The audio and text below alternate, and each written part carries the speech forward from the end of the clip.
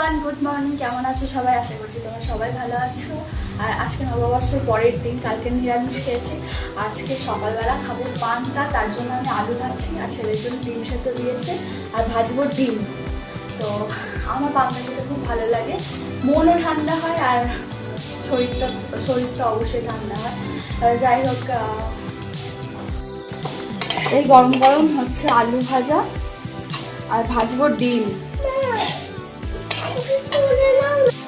এই দেখো, এইদিকে আমার আলু ভাজা হচ্ছে।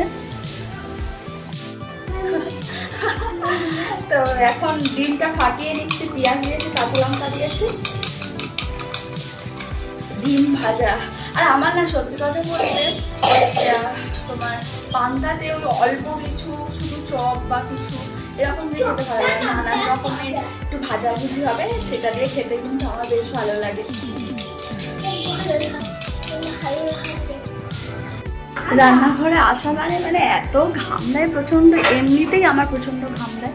আমি এমনি দাঁড়িয়ে থাকলেও আমার ঘাম দেয়, আর তার সাথে রান্নাঘর তো মানে গরম, খুবই গরম।